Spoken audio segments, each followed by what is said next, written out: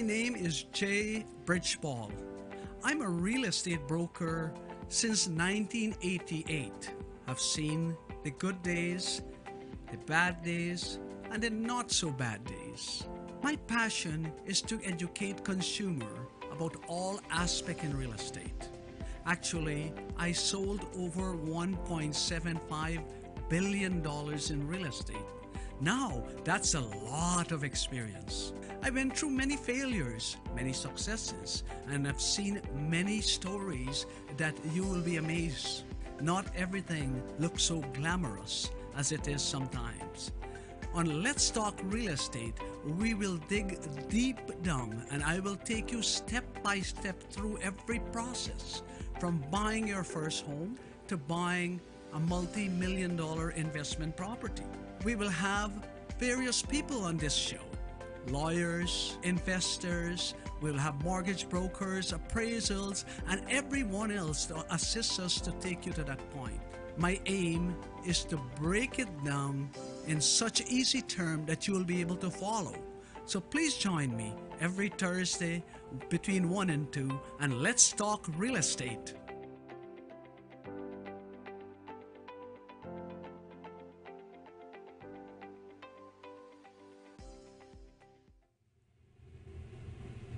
Hi everyone, and welcome to this episode of Let's Talk Real Estate. Here we have a very special guest with us. Well, we have two very special guests with us today. So it's not as it says up on the screen there, Jay Bridgeball and AMIT. We actually have Sheldon Douglas, also from the Bridge team. And our special guest today is GURJIT from Lexon Mortgages. And he's going to be giving us a little bit of the insight onto second mortgages, private lending, how that works. And you all know me, AMIT. All right, so basically I'll just break down what we're going to be talking about today, guys. So we're going to go 4 segments as usual, talk a little bit about second mortgages, segment 1 or 2. Hopefully we'll get some questions or people calling in, any things like that. And then we'll do a short market update right at the very end. So let's jump right into it.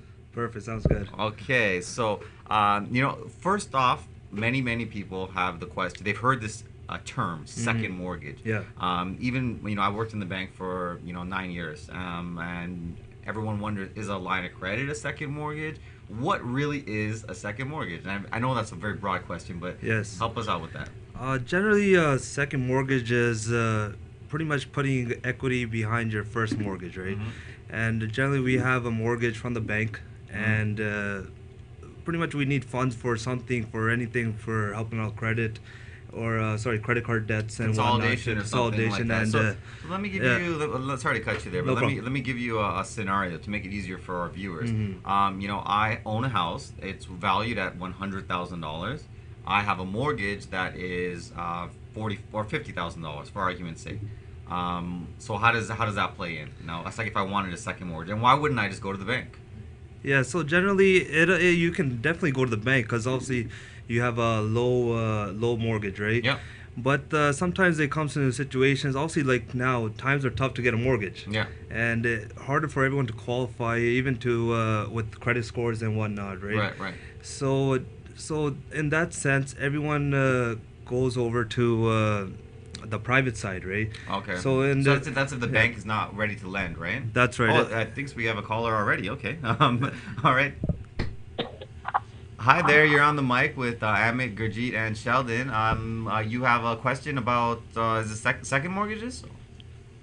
Actually, I have a question about credit card debt. Okay, all right, got you. Yeah, you're a little bit early in the segment, but yeah, we'll jump right in. What's your question? Okay, my question is, my credit score is a bit low. Yeah. And banks won't loan to me, so I just wanted to know what I could do to increase my credit loan. Increase my credit, sorry. Okay, do you currently own a property? Currently, no, I don't. Okay, all right, let's see if we can kind of elaborate on that. GURJIT? Okay, so when we're talking about private mortgages, it's always secured by a property. Right. So if we don't have a home, you're kind of out of luck, and we have to find situations where we can help you. But as you say, you want to build your credit, right?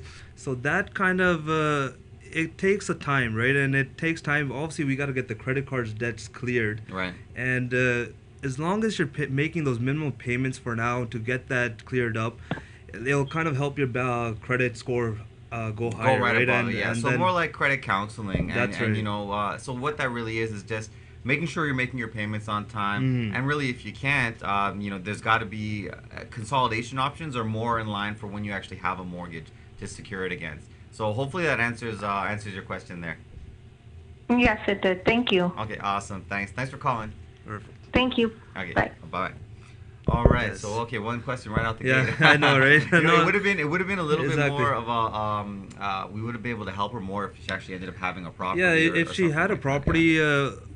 the steps would be generally if you can't get a loan through a mortgage, and if the credit score is generally higher than the 600 range, we can definitely help in the second mortgage side, right? And pretty much what the process is, we look at to the how much value your home is, Right. and whatever your mortgage is, and we can work how pretty much consolidate that debt end of the day, right? So I And guess when we look at it in this way, for example, like the original example, $50,000 outstanding mortgage, $100,000 is the value of the home. that's right. And let's just say, you know, Sheldon over here, you have 3 credit cards, and you just you didn't want to pay any bills, and you ran them all up to the max. Now let's see, you know, if you got 3 credit cards at $5,000 each or $6,000 each, the monthly payment minimum and the interest alone is going to be very high. Exactly. You're there. You're gonna be paying about over 19 to 22 whatever percent on Right. credit cards, right? Mhm. You're better off just consolidating all that expense and put it towards paying Paying it a off, mortgage, yeah. right? Mhm. And the interests are pretty low. Even you can look around from 7 to 10% on a private. Oh, right, second, and you know what? That's funny you mentioned that because I always heard that it was 13%, 14%. Yeah, generally it is a market where people are aggressive, right? Certain lenders, they'll obviously raise the mark a little higher, but to be conservative, there are people out there people like us we work with that offer low interest rates, right? Right. Starting from about roughly 7 to 10%, we can get a good loan from. That's About it. decent. That's really good. Very good actually compared to the average market out there. Well, when you Definitely. think about it now, if the bank is not lending, you know, you really have no other choice, and you may very well be, you know, drowning in debt. That's right. That's right. And it always, it adds up, right? It generally adds up for someone that's working an average job and to pretty much pay all those monthly bills plus a mortgage on top. It does add up. And Property taxes, kids, exactly, you know, food. the expenses add up, right? That's So then, can you at least, you know, let me know or let us know now why would the bank not want to lend? Like, let's just say, like for example, Sheldon, I know you have your place is worth probably about $550. I think last mortgage you had is like $200,000. Now Sheldon has a ton of equity in his house. Why would the bank not want to lend him? main thing is you already have the one mortgage, and it's generally in a term. Yeah. You're stuck for about 5 years. If you're trying to break that within 5 years, there's a lot of fees incurred as well, right? Right. Okay. And we do not recommend anyone taking that route, right? Because obviously with the bank you have a great rate, right? And Very low, yeah. Yeah, very low rate, and then the best option is just to clear all that debt or whatever. All your expenses. additional credit card Yeah, debt, just right? get that second loan and work with that for a bit, right? So why would like let's just say for example let's just say I know credit his score is like well in the 700s, yeah. so it's 7 something. He could actually technically go to the bank and get a second mortgage. then. Exactly. I mean, or get a line of credit or a loan That's right, against that's the right. property. Yeah. So then now let's just say for example his credit was under 650. I know the banks don't typically lend at that rate, Yeah. right? So is that when you guys have a solution? Is that Exactly. really how it works? They necessarily have a standard rate to keep it over 630. So 630, 640. If you're over that, yes, you can the go bank. to the bank, right? Mm. But anything lower, then the banks are not going to approve you. They're very strict right now. So and what if, for example, AMIT had a credit score of 600,000? That's right. 600. 600, yeah. 600, sorry. That's a great credit score. Yeah, exactly. Beating the charts. 600. Now, does the interest rate that you charge increase more now, or does it on the does private it- side? Yeah, on the private side. No, not generally. No. Honestly, we deal with people with even the credit scores near the 4s. Wow, okay. Right, and That's like and we'll bankruptcy level. when we'll still approve them depending on the equity. We always look at the property, right? The whole concept is a lender always looks at if the person can't make these payments and goes into default, can we take this property and sell it, right? So it's very much similar to the same risk assessment that the bank does. Generally, yes. Okay. Generally, So but now there's really, so I understand now, basically to break it down, it's now the bank will not lend under a certain credit score.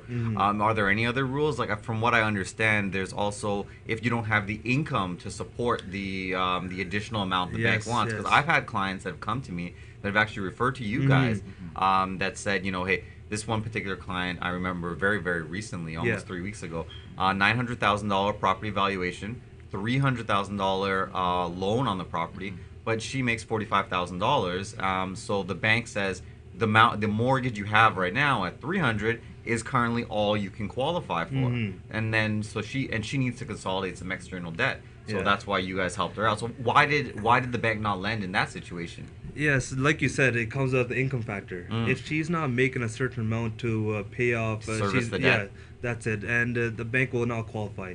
Banks look at generally income and credit, right, and the length of their job as well, right? So that all plays a factor, but in the general private lending side, right, they look at the income. Obviously, they want to know, are they able to pay that off that loan? Because no lender really wants to put someone in a situation. They want to make their money and help out people as well, right? So they look at that as well, but it's generally they don't play. End of the day, they look at the equity of the house, and are they be able to pay it off? Right. So now the bank also does that, but you guys put more of a importance, I guess, on the equity versus how much the income is. Now this is actually a very, very interesting aspect of how second mortgages work. But we're actually coming close to the end of this particular segment. Perfect. So what I want to do, I'm going to let this topic roll over to next one, but I'll ask our viewers just to stay tuned and watch a few commercials. We'll be back in a few moments, and we'll be diving deep into second mortgages. So stay tuned. Think you have what it takes to bring value to the community? The TCN TV network is expanding and now accepting TV show proposals. Here's an opportunity to build celebrity status and become part of an elite group of community advocates that are focused on building, strengthening, and empowering our community in a positive way. Are you interested in embarking on a new adventure? TCN TV is searching for people interested in opportunities to change the conversation and pave an unforgettable legacy. If you feel you have something of value to offer, send a written show proposal to shows@mytcntv.com.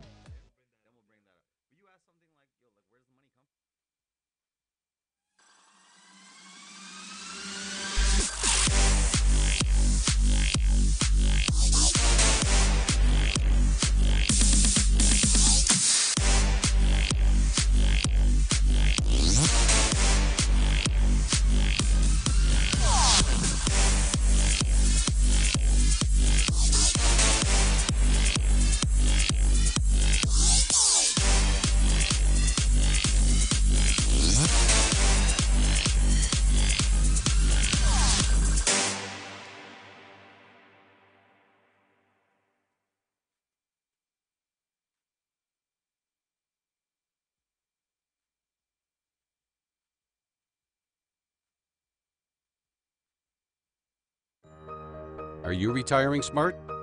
Make your home's equity work for you. With your home's equity and our 30 years of experience, the Retire Smart Properties team can help you achieve the quality of life you've always wanted. Our services are 360 degrees. We'll give you advice, take care of staging and selling, and help you find the perfect home and community to transition to. It's time to enjoy the retirement lifestyle you deserve. Visit our website today to learn how you can use your home to retire comfortably. The Retire Smart Properties team, powered by RE/MAX West. Hi everyone, and welcome back to this episode of Let's Talk Real Estate. Obviously, we have our special guest, GURJIT Da from Lexon Mortgages. Focuses really on the private lending area, and also Sheldon Douglas from the Bridge team, and myself, Amit Kanhai. So I stuck a pin in that particular topic right before commercial, but it was, why would the bank not want to be lending, right? And so realistically, we were talking about that property, worth $900. We have a $300,000 on it, and this particular client, now she's saying, well, I can't get a mortgage from the bank, and I just need to consolidate debt. So you guys focus, I guess, on what's what the value of the house is. Exactly, the value of the house, right? End of the day, we want to look at what is the equity, right? Like I said before, pretty much what the lenders look at is if something happens, worst case scenario, right? And we have to deal with the house. Can we put it in the market and sell it, get rid of it? Because nobody wants to hold down a property which, say you give $100,000 loan and you're just sitting with the house with no one sitting in it, no payments being made, right? So they pretty much want to sell it off as quick as they want. So right, in case that person, I guess, defaults on the payments. Exactly, and that's exactly the same thing that happens at the bank, correct? Yeah, that's right. Of course, same situation. And obviously, it's a scary situation. People think they hear second mortgage and they get scared of the loan because more of the second mortgage. You got a bad rap in the 90s. Yeah, they're more aggressive. Yeah. Interest rates are higher, obviously, but that's because there's more risk. More risk. Now, I guess there's also a space in which I've noticed that the bank doesn't lend on, from a percentage of how much the loan is. But actually, no, that's in our next segment on loan to value. So we'll talk about that after. But Reggie, I actually have a question for you. Yeah. Who actually lends this money? Where does the money come from? Yeah, where does it come from? Tell us about the background. So the background of this is there's obviously multiple capital fund companies, and I'm talking about these guys have 100 millions of funds pooled together through different like mortgage administrators. It's almost mortgage administrator. It's almost like someone's making an investment to that company. So they're making an investment to the company. They're probably getting a good return, and those lenders use that money and lend it out to the average person. So, right? So how does this differ from the bank because does the bank own all that money too, and they just lend it? So instead, this is a pool of people that have money and they want to make investments. Exactly. It's more. Obviously, when we're putting money in the bank, we're not getting anything from it. Someone has 100,000 sitting in the bank is only getting a few percent. Yeah, 1% max. 1%, yeah. And then when they're dealing with it's pretty much obviously they're taking the risk as well, right? They're taking that risk, but in the bank it's secure, but with a private investor it's secure as well because they're obviously always secured under a property, right? Right. Exactly. So they might be giving them interest about 6%, which obviously is money in your pocket end of the day, right? And your money just sitting there. So it's a good investment, really, is what you're saying. Exactly. So there's two sides to this coin. So guys like fat cats like Sheldon, they got a couple $100,000 sitting in the bank. Instead of leaving it there, I guess you can just invest it into second mortgages. That's right. Give it to a capital company, or even you can do it on your own. But we don't recommend that because it's a higher risk. If someone doesn't know what they're doing, they're not underwriting the file properly, right? And these capital companies, they look at all the risk. Like I was actually today with my broker Hemorrhage at Lexon Mortgages. I was sitting with him, and one of our top lenders, we're underwriting a deal, and pretty much they analyze every risk, and the risk they looked at, same thing I discussed. Can they sell this property after? And apparently, this house is about 12,000 square foot house. Whoa! In an area where every house is 6,000 square foot. Okay. So it's kind of a market. As in the real estate side too, those bigger houses will not sell as fast as the smaller houses, and the value kind of brings it a little down. So which area was that house in, if you don't mind me asking? This was in Castlemore area in Brampton. Oh wow!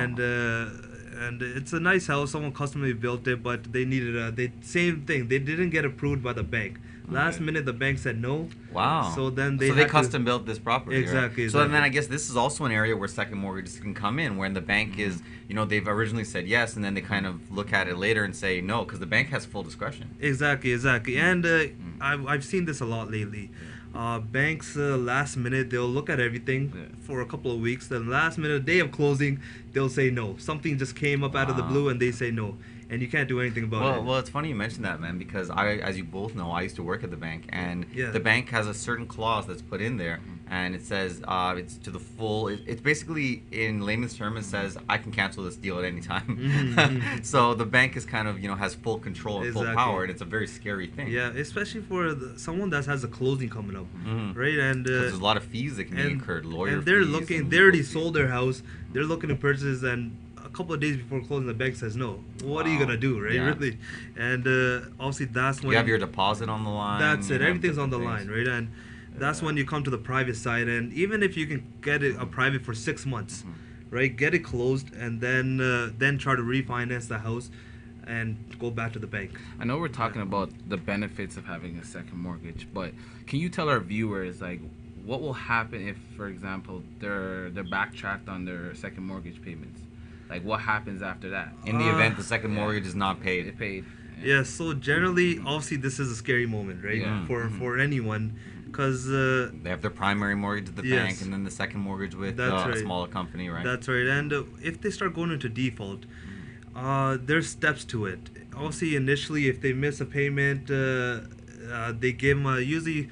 If they miss a payment and they're not in touch with you or something's up, we know something's up. Right. Generally, we send a demand letter to the people. Listen, from a lawyer, right? Right. And listen, you guys missed your payments.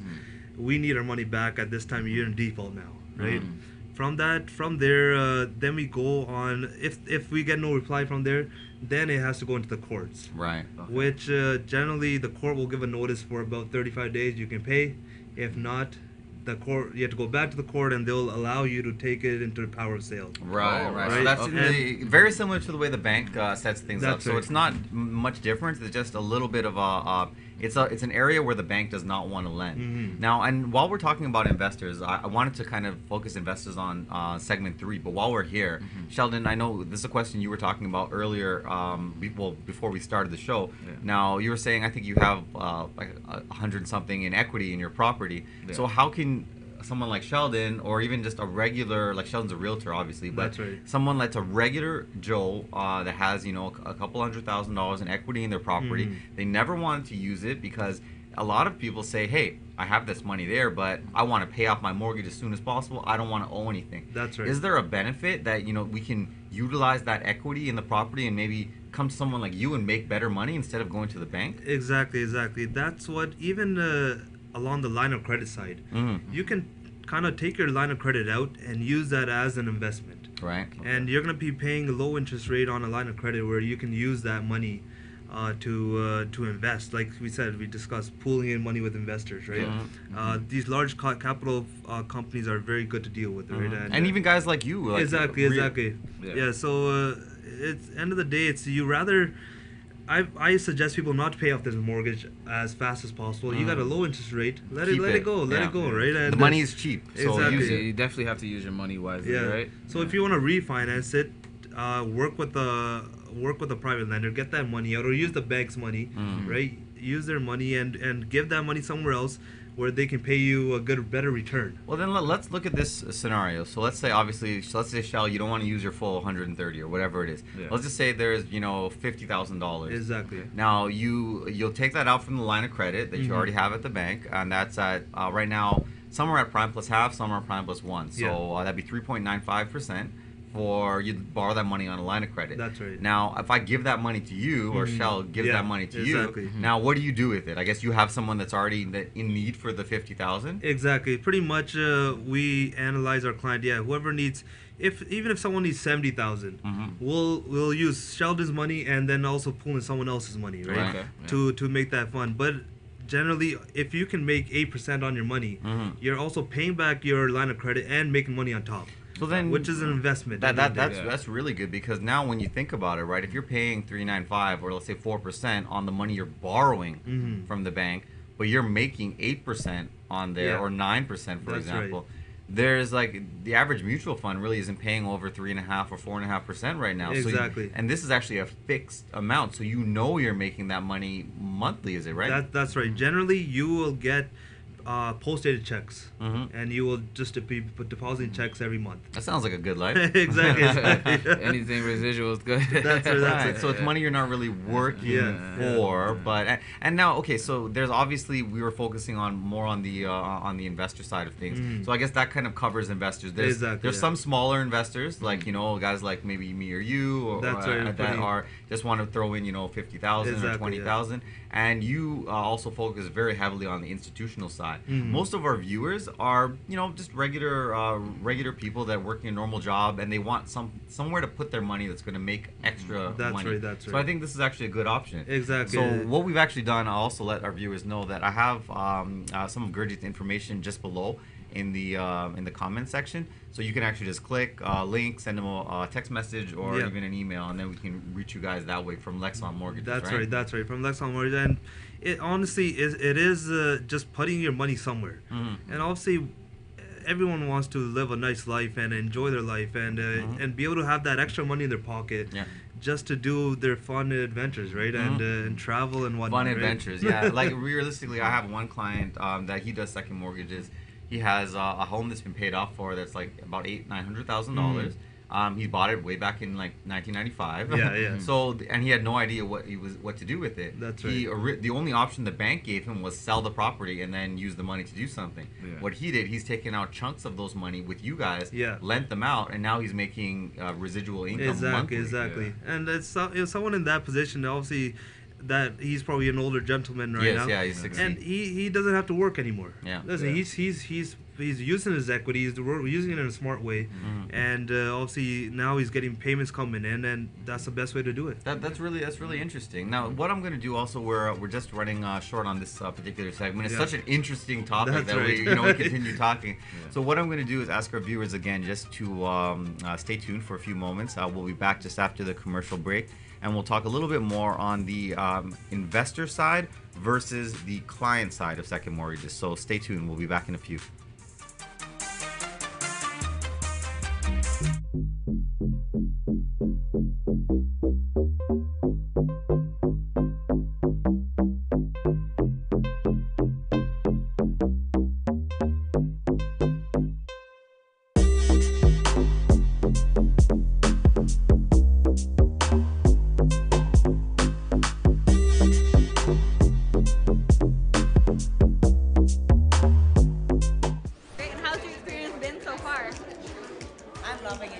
This is my first year here, and I was so excited. I've had so many people come, so much traffic. I'm absolutely tired. Because of all the exposure that I got from this great event, I was able to grow and evolve and create my very own label. It's been a fantastic event. This is my second year.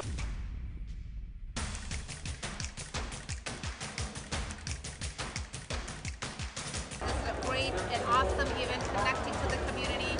So yeah, we urge you to join here. It's a great turnout. So for those of you who are not here this year and have business, make sure that you're here next year because it's only going to get better every year. So I will be back next year. So thank you. This is so awesome. So people who aren't here, what would you tell them? You're missing out. Come out and have some fun.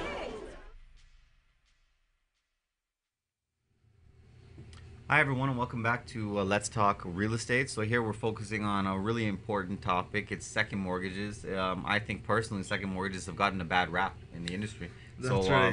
We've got Sheldon, a fellow realtor of mine, and Gurjit here from Lexon Mortgages to really, answer some of the questions, debunk some of the myths, and really talk about how you can benefit as an investor, but also as a client. As a client, that's someone right, that's in need of these things. Yeah, and that's right. People are scared as a purchasing a second mortgage, right? Yeah.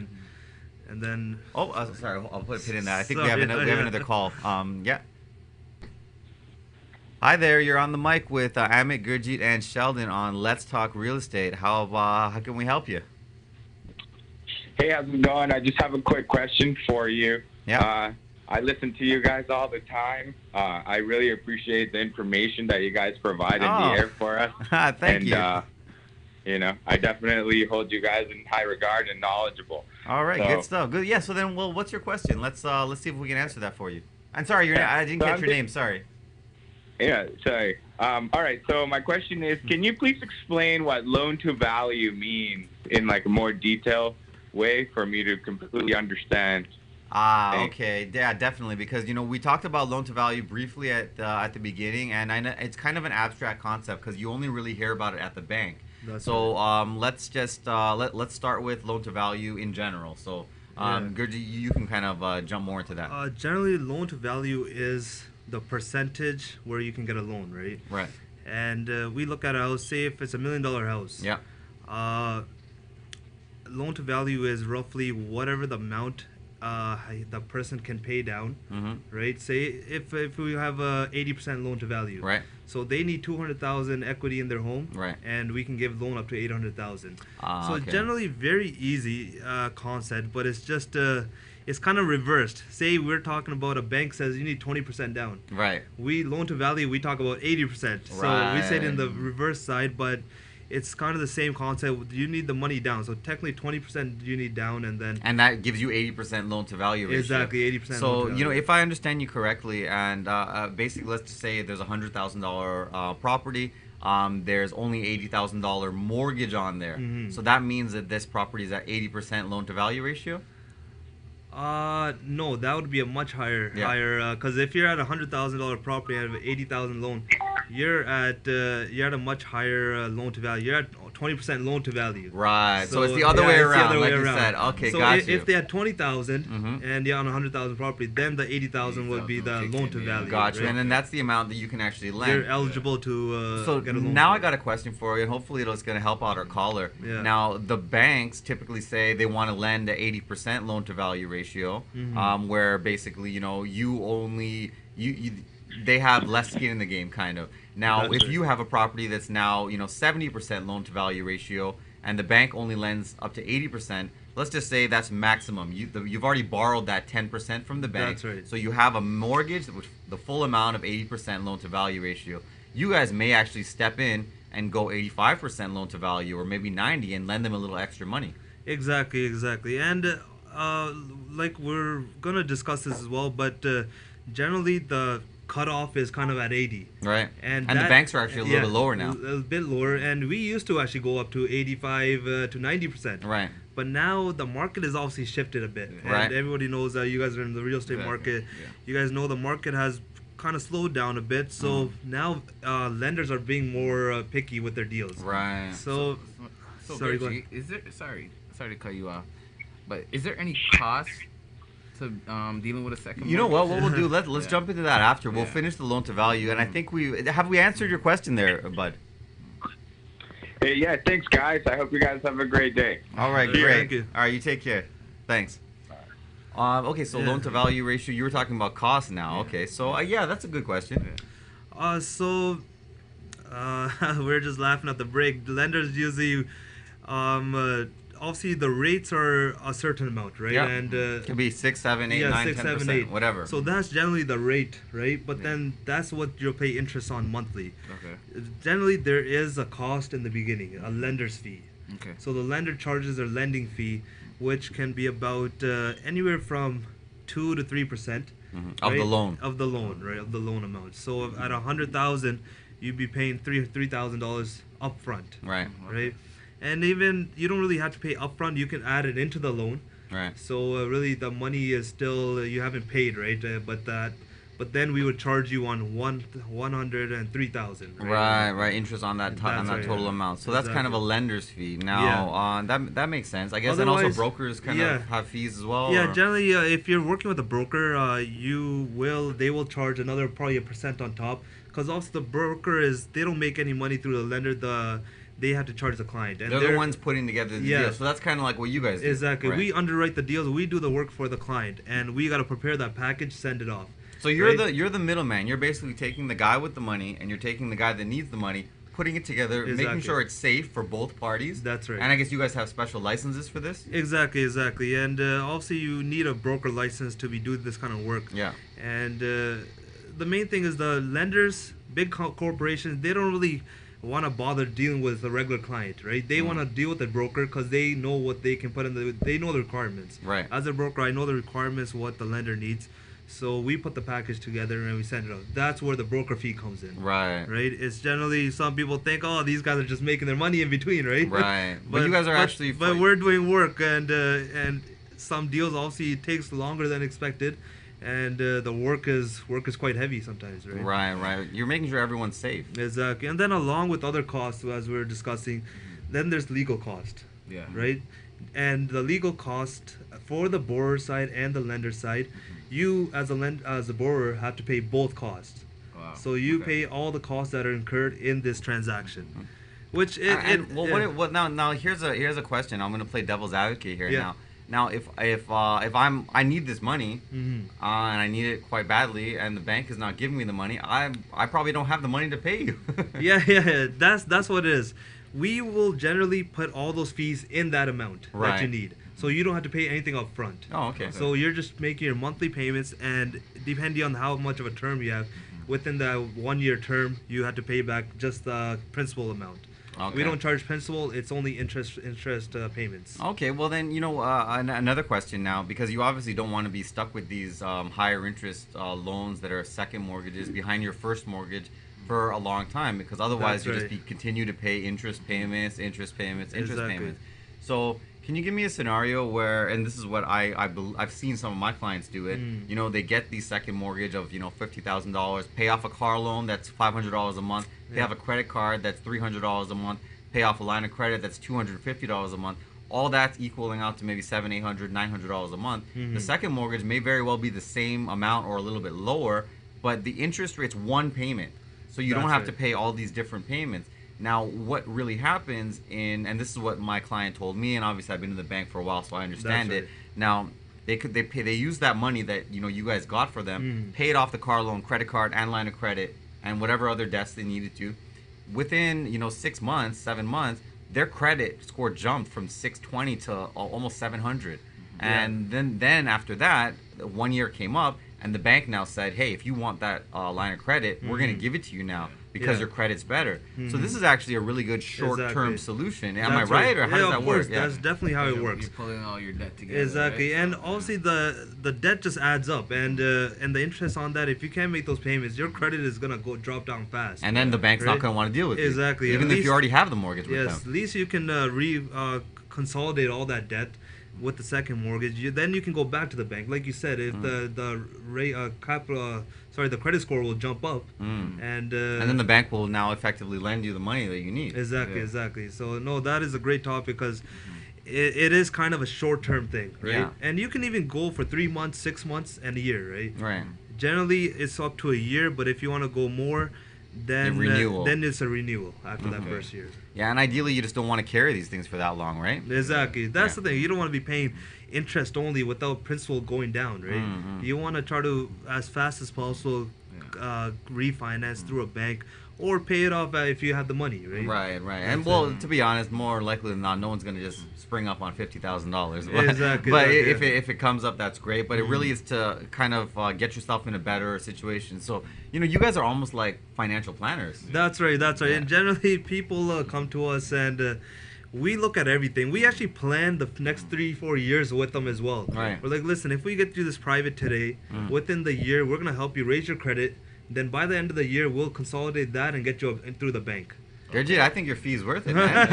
Exactly. And you know what? Generally, that's what as brokers, people like I said, they don't want to pay that fee, but we're helping out a lot, and the people should be trusting that sense because we have the experience. And you have the license, so the government or the province has actually said, hey, this guy's allowed to do this. That's right. It's not like some sort of backroom shady deal where you go to the mafia and get money. You know what I mean? It's not like that. And generally, our goals are, as a lender, like as a broker, our goals are to help people. We're not here to put someone in a situation, right? Exactly. We don't want to ever see anyone get kicked out of their home and the banks be taking your home or the lending companies be taking your home. There'll always be a solution, right? End of the day, there's always a solution to work. And you guys they can come back to you and you guys will help out. That's right. Well, that's good. That's good to know. On that note, we're actually coming close to the end of this particular segment, so I'll ask our viewers just to stay tuned. And when we jump back in, we're going to be talking about a little bit of the market update and then some of the benefits of being taking one of these second mortgages and how they can kind of be structured.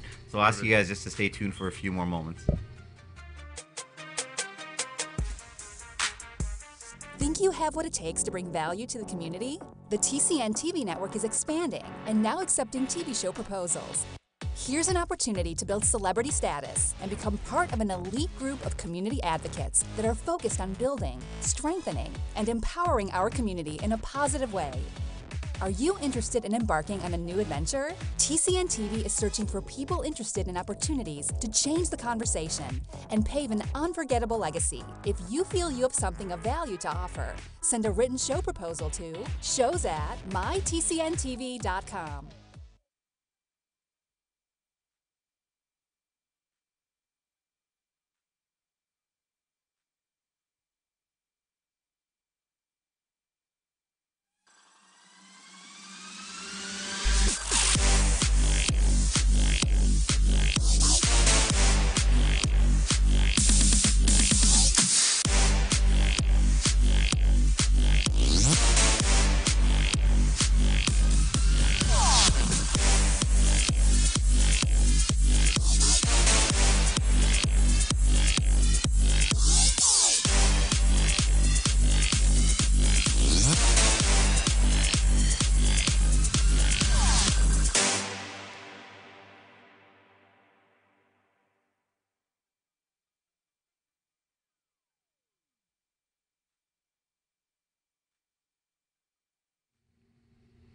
Hello, everyone, and welcome back to Let's Talk Real Estate here with your host, AMIT. That's obviously not Jay Bridgeball in the corner there. He's one or two tones a little darker. This is Sheldon Douglas from the Bridge team, and also we have GURJIT from Lexon Mortgages, the expert on second mortgages and lending, I guess, outside of the bank's criteria. That's right. So, we're really this segment we just want to wrap up, talk a little bit about the benefits of second mortgages and a little bit of a market update. Shal, I know you had a couple questions about this. Just before we get into our next topic, I had a question for probably most viewers want to know. How do the second mortgage payments work? Like, do you have to pay monthly? Can you accelerate it to every 2 weeks? Yes, people generally it's a monthly basis, right? Okay. And all lenders usually, even if you get it on the 15th of the month, they'll start charging on the 1st, right? It's always on the 1st of the month where the lenders want that money interest be paid, right? They honestly they do not really do bi-weekly payments or anything like that. They want that monthly check and that's it, right? They just generally want 12 post-dated checks that you'll provide and go from there. But the best thing is you can always pay down the loan. Say if you have extra $10,000 you've made, you want to pay it down. The lenders are usually open with that. They're like, okay, pay that down, and then so it's not like closed like how the bank is. And they charge penalties, yeah. That's right. Generally, it depends on the lender, right? Generally, most lenders will be like, okay, listen, obviously, this guy's trying to pay down the loan quicker, so they'll help out a bit and work from there. Well, that's a good question, a good topic, because now I actually had a client that asked me, said, hey, listen, I really need this money because I'm selling a secondary property next year. Now, they had their primary home, and they also had a secondary rental property. It was a smaller condo. I think it was like $300,000 or $400,000. But they needed the money to consolidate their existing debt, and they did not actually have the financial means to make that payment. It was probably like, I think it was $70,000 of a loan, and it was like probably $600-700 on a monthly basis. They couldn't, within good reason, fit that into their budget. So the lender actually rolled in all those payments into 12 months and then charged it at the end. So I know you were touching on that briefly. So how does that actually work, and what are the benefits? Are there a different fee for that? No, not necessarily. And once again, it's up to the lender. Some lenders are very picky. Some lenders are open, and they know people go through a little situation, and they will charge maybe more later on instead of if you can't pay a couple months in advance. But most lenders, in a save for $50,000, say we're talking $600 a month, right? And they can also charge that in the beginning, so they won't have any monthly payments. Oh, right. Okay. They can and then charge it's all paid out at the end. Yeah, everything's charged up front. So there's 12 monthly payments that they'll be receiving monthly. They pay it in advance up front through that loan, and then at the end they have nothing to worry about for that. And I know the way that the terminology works is our viewers might say, well, I don't have that money up front, but really it's not up front. It's actually getting paid out at the very end. Exactly. And I've even seen a few lenders get very creative and say, well, listen, if it's only $600, and this is the difference I've noticed between setting up with a commercial lender or a private fund or just a regular person. That's right. I've noticed that when it's a regular person, they're a little bit more loose on the criteria. Yeah. Generally, it is. If it's a corporation that handles about 100 million or 50 million in funds, they're going to be aggressive, right? They're working for their investors. They're almost like a bank. Yeah. That's it, and they don't want to ruin any relationships because they have the guidelines in the beginning. But if a private guy like me will listen, I'll give you $50,000, give me interest, right? Everything is written on the property. You got to lien on the property. But say if you can't make a payment, you can be a little more lenient. Yeah, you can be lenient, right? And then I've even seen specifically one of my clients. He actually said, "Well, listen, it was a $600 payment," and he said, "Listen, if you can afford to make $300 a month, I'll do that." Yeah. And the remaining $300 interest, he multiplied that by 12, obviously, and stuck it at the end. Yeah, so at least the person feels like they're paying something on a monthly basis. Exactly, and that always helps, right? And sometimes we get into situations where money gets tight, right? And obviously, in those cases, if you can work with a lender, those guys, if they will help out, that's the best benefit, right? That's why, like I said, some big corporations, they won't kind of do that, but smaller guys, independent companies that probably have a few million in their funds that they're lending out, they'll be lenient. They'll work with you. So I guess now, to correct me if I'm wrong, but I guess when we go to someone like you or Hemorrhage or Lexon Mortgages, you kind of see like, okay, I'm this client and I may have a problem with this, so you can kind of pair me up with the right lender. Exactly. We look at every client as they're our client. Mm-hmm. We gotta protect them, right? As Fiduciary duty. as our duty as a mortgage broker, it's our job to be there with them throughout the whole term, right? So we don't want to see anyone get into situation, and so that's right. We'll put them with the right lender. If we know there's a lender out there that's their goal is to take over their property, we're gonna be like, listen, this guy, we can't give this deal to them. But unless some people are aggressive, they really need the money for certain reasons, and that's the only guy that will do it. We'll give them the advance. We'll let them know that that this is what it is, but you have to be very tight with this lender. It makes me, it sounds like you guys are almost like superheroes. Because, there's a lot of people that are in bad situations. They have a property, and they don't even know this option exists. You drive up to a stoplight and you see a poster on the sign that says, "Oh, call me and I'll lend you money." But it's actually a real thing. Exactly. There's an actual business behind it. That's right. That makes sense. And this is it's really interesting stuff. And now, while I have you here, and well, both of you here, I know you focus a lot on commercial. In the last couple minutes of each episode, I like to do a market update just to find out, what's going on in the market from each angle. Now, what are you really thinking is going on in the market on the commercial side of things? Because you focus on commercial with yes. Commercial side is actually very aggressive because obviously there's not much properties, and I work with a lot of investors, and they've earned their money. They worked hard in the past. They're older gentlemen that want to invest in a property that will give them income for the rest of their life, right? And like a plaza. Exactly, like a plaza, like a commercial plaza or gas station businesses that make good money, right? So, and talking about back in like 5 years ago, 4 years ago even, it was you can find properties. Right now, to this date, if you want a commercial property, a plaza, you'll never find a plaza in GTA. I've heard that it's almost like it's a secret society where people are just the wealthy are trading the properties back and forth. They're selling to their friends, their cousins, their nephews, their business acquaintances. I specialized in gas stations a few years ago. We actually built our own gas station, bought lots. And before, you used to see a gas station on the market. If you search up on MLS, that we can talk about. Right. Today, you can never find a gas station on the market. It's always through networking. Right. So you were those guys that ruined the land. And put gas stations on there. But now, okay. So on that note, because Sheldon and I, like we focus a lot on investment properties. So we sell a lot of investment properties to our clients, and after they have 1 and 2 and 3 and 4 properties, they end up getting 4 line of credits, and they're able to purchase a plaza or a commercial unit. That's right. So that's kind of what we do. So I'm glad to see how that kind of connects with what you do. Yeah, exactly. And for me, that doesn't really focus on the residential side. How is that a benefit for our clients, right? Like getting a bunch of properties, using that equity later on, and bringing that money out. Yeah, exactly. Yeah, because it's so much easier to borrow and get approved for the residential properties, and then when all the equity's there, the bank says, "Sure, here you go." That's it. And then you can take 100 there, 200, 150, and then buy something larger. Now on that note, like with residential in mind, Shell, what do you think is really happening on the market under 600,000? I'm talking about townhouses, condos, and small bungalows. Properties like that are staying on the market for probably less than 15 days. Very quick, huh? Condos probably less than 5. Very nice. So it's getting aggressive. Yeah, very quick. Right now, the market, my perspective, it's gonna pick up.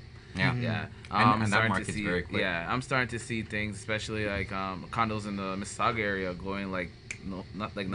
I've even seen some going at asking price or $1,000 over asking. Yeah. Really, because it kind of slowed down in the beginning, right? It's funny. It's funny because now I'll jump in now for anything over 6 to maybe 900,000, very slow, 35, 45 days sitting on the market. Anything over $1 million sitting 2 months. But then the affordability after the mortgage rules change with the government are now saying that everyone's approved at a certain amount. So now there's so many buyers in the 400, 500, 600 that they're going quickly. And there's not enough properties. I'm even seeing, Shell, you can correct me if I'm wrong, but about a 1.5 or maybe a 1% increase per month on some condos. Yeah. Really? And then we're seeing stagnancy at 800, and then we're seeing almost a decline in the million. So this is the first time I've seen in ever that you have the one market but you have 3 different directions everything's going in, right? Exactly. So very, very interesting. But on that note, we're actually we're out of time here, so it was a great topic. I'm definitely going to have you guys on here another time to go more in depth about second mortgages. But I really want to thank our viewers for tuning in today, and just mention that we also have our business social that's coming up this weekend, and that's on Saturday. And you'll see the commercials later on here and the info in the bio. So hopefully you can actually come out and join us. You're going to get lots of information like this on there. But other than that, I want to thank you very much for coming in. And thank you for coming in. All right, so you guys take care, and we'll see you again soon. Thanks.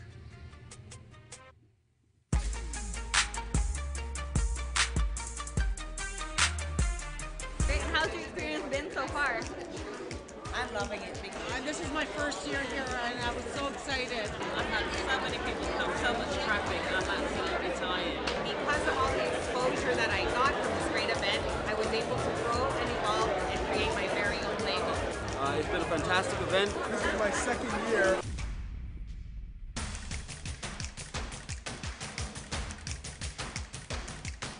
This is a great and awesome event connecting to the community.